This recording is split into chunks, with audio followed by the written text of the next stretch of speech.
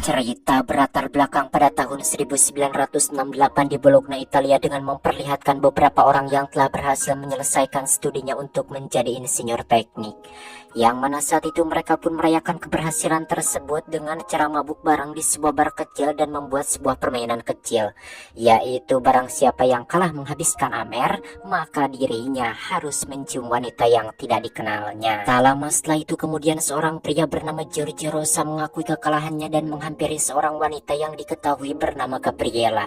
Dan di sana Rosa pun tidak bisa mencium wanita itu karena ternyata Gabriela adalah mantan kekasihnya 3 tahun yang lalu.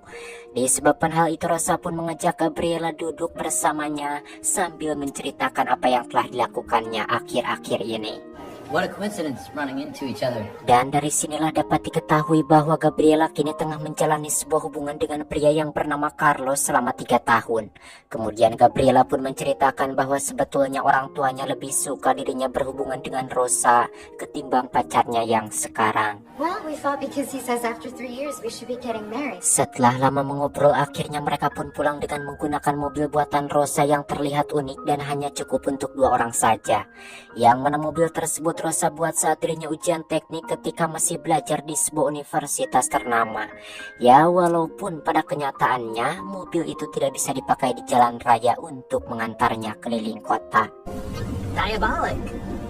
Tak lama saat mereka sedang asik mengobrol, tiba-tiba polisi memberhentikan karena diketahui bahwa mobil tersebut tidak berplat nomor alias bodong. Dan Rosa tidak mempunyai izin untuk mengendarai mobil tersebut. Disebabkan hal itu polisi pun terpaksa menyita mobilnya dan Rosa yang melawan akhirnya dijebloskan ke jeruji besi atas perlakuannya itu. Beruntungnya ayah Rosa yang bernama Federico Rosa menebusnya dari kepolisian dan segera membawa Rosa pulang ke rumah.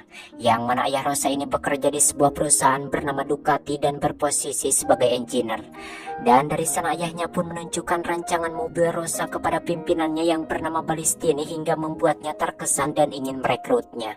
Namun Rosa menolak karena dirinya ingin berdiri sendiri tanpa bantuan orang lain. Setelah itu kemudian Rosa pun kembali menemui Gabriela yang kini menjadi seorang dosen di sebuah universitas di sana. Lalu saat itu Rosa pun meminta maaf atas kejadian tadi malam dan mengajaknya kembali menjalin asmara. Namun tanpa disangka Gabriela menolak mentah-mentah karena jika dirinya bersama Rosa, masalah akan datang dan cita-citanya untuk menjadi seorang profesor akan hancur. Bye, Giorgio. Merasa sakit hati, Rosa pun memutuskan mengambil tawaran ayahnya untuk menjadi kru di sebuah tim balap Ducati. Dan di sana Rosa hanya mengerjakan pekerjaan-pekerjaan yang mudah seperti membawa papan tulis kecil untuk memberikan informasi kepada pembalap di arena. Namun saat itu matanya hanya berfokus pada sebuah pelipur iklan yang menunjukkan sebuah anjungan minyak hingga tiba-tiba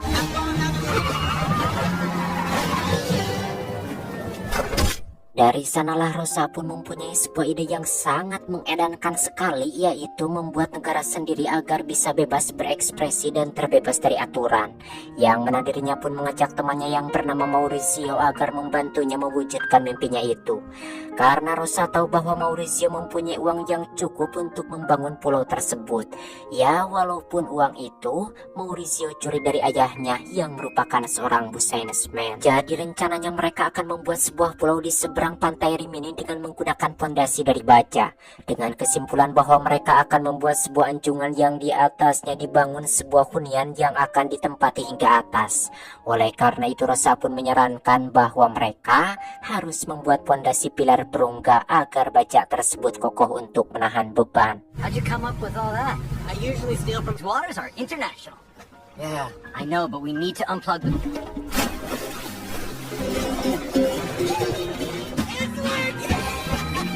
Singkatnya anjungan tersebut pun akhirnya telah selesai dibuat. Kemudian mereka pun memanggil tukang ledeng agar mendapatkan air bersih dengan cara mengebor tanah. Namun tiba-tiba datanglah polisi air yang menyangka bahwa mereka akan membuat sebuah menara komunikasi di sana. Karena menurut hukum yang berlaku mereka tidak mempunyai izin untuk membangun menara komunikasi. Namun Rosa beralasan bahwa dirinya sedang mencari air tawar sehingga si polisi itu pun langsung pergi. Akhirnya pengeboran itu pun berhasil membuat air bersih menyembur keluar, dan dari sana Rosa memutuskan tinggal sementara di tempat itu tanpa ada yang menemani.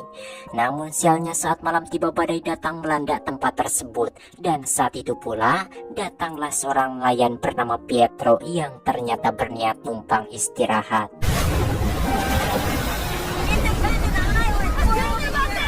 Sementara itu di tempat lain seorang pria berkebangsaan Jerman bernama Rudi Newman jenuh dengan pekerjaannya yang hanya sebagai seorang manajer di sebuah klub malam. Padahal semua pengunjung yang datang ke sana adalah berkat perjuangannya. Namun Rudi yang sudah merasa jenuh memutuskan pergi ke Pulau Rosa dan berharap dirinya bisa mengubah nasibnya. And why the hell did you do it? For the same reason. That's Pedro.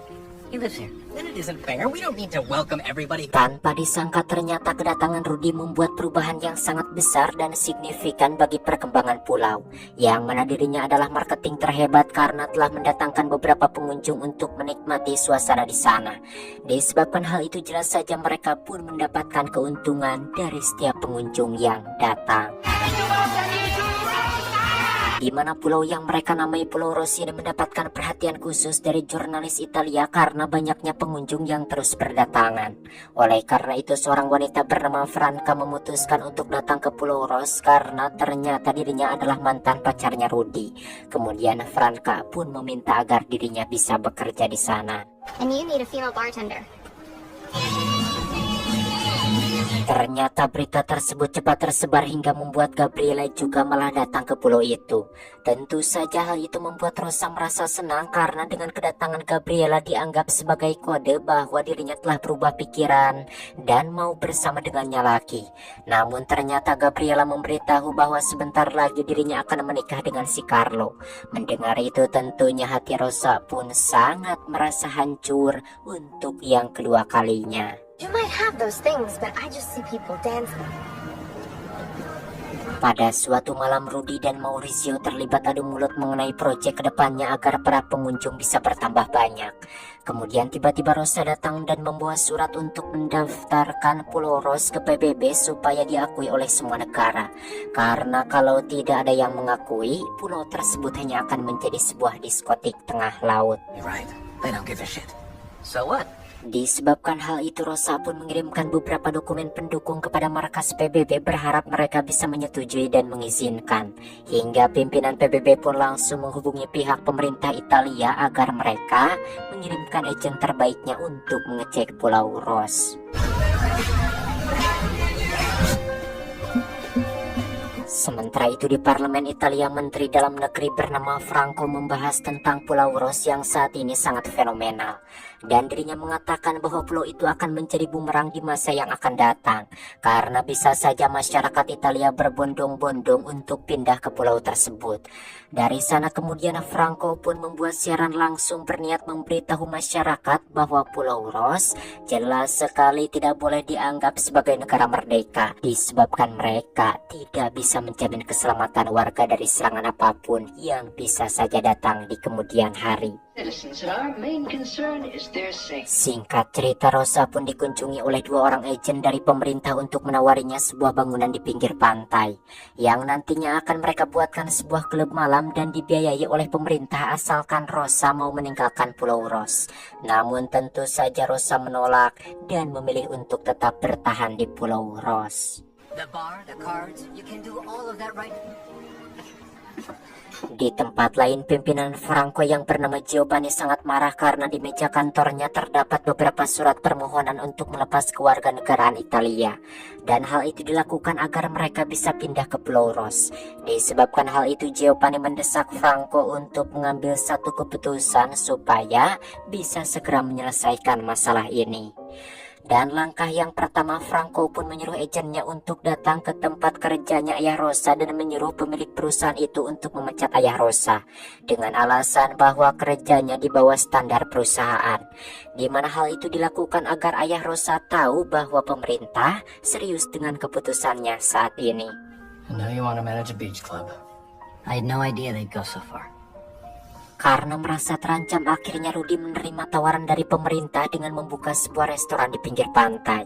Sementara itu Franca dan Pietro juga menerima tawaran tersebut kecuali Maurizio dan Rosa.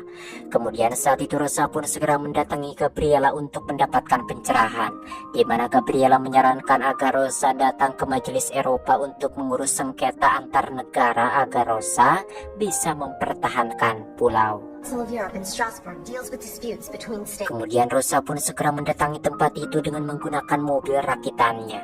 Sesampainya di sana Rosa bertemu dengan seseorang bernama Donnarumma yang tertarik dengan dokumen yang Rosa berikan terkait dengan pulau yang akan dipatenkan.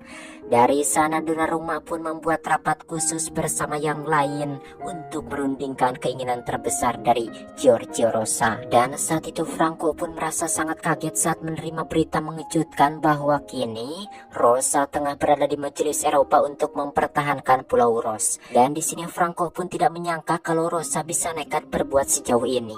Oleh karena itu Franco pun langsung menyuruh anak buahnya mengerahkan semua pasukan untuk segera menghancurkan Pulau Ros.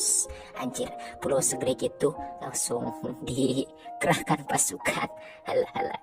Tapi ini kisah nyata sih. Tak lama kemudian Rosa mendapat berita bagus, yaitu dirinya akan mendapatkan hak paten atas pulaunya tersebut. Namun kabar buruknya, Franco menghubungi Rosa dan memberitahukan bahwa sebentar lagi dirinya akan menghancurkan pulau tersebut jika Rosa tidak menuruti kemauannya. Mendengar itu Rosa pun segera pulang untuk menyelamatkan pulaunya tersebut. Might not be an island anymore in 2 days. Di mana saat itu Rosa yang merasa gember meluangkan waktu sejenak menghubungi orang tuanya dan meminta maaf atas segala yang pernah dilakukannya. Setelah itu Rosa pun mengambil perahu yang ada di pelabuhan kecil untuk berangkat ke Pulau Ros. Namun tanpa disangka tiba-tiba saja sang pujaan hatinya yaitu Gabriela ingin pergi bersamanya. Karena Gabriela telah menggagalkan pernikahannya bersama Carlo dan lebih memilih untuk hidup bersama Rosa. Dan tentunya itu sangat mengemplunkan sekali. Well, thanks for being here with me. That you did all of this for me. Di mana keesokan harinya mereka pun dikejutkan dengan suara helikopter yang terus mengelilingi pulau. Dan saat itu mereka juga merasa terkejut karena ada satu unit kapal perang telah bersiap tepat di depan Pulau Ros. Dan hal itu menandakan bahwa mereka berdua harus segera keluar dan meninggalkan pulau. Sementara di tempat lain Rudy yang akan menaikkan penyerahan sebuah bangunan untuk digunakannya nanti menjadi restoran merasa terganggu oleh suara mobil yang berdatangan. Yang mana mereka itu datang untuk melihat Pulau Ros yang sebentar lagi akan dihancurkan oleh kapal perang. Disebabkan hal itu Rudy pun segera menemui Maurizio untuk menyelamatkan Rosa. What, other boats? Maybe yes. Kemudian Maurizio pun pergi menggunakan speedboat untuk mencegah kapal tersebut menyerang Pulau Ros. Karena pihak militer tidak mungkin akan menyerang sebelum semua penghuni di pulau itu ditarik keluar. Dan saat mereka sedang berpegangan tangan, tiba-tiba tembakan meriam dari kapal tersebut menembak bagian kanan wilayah Pulau Ros.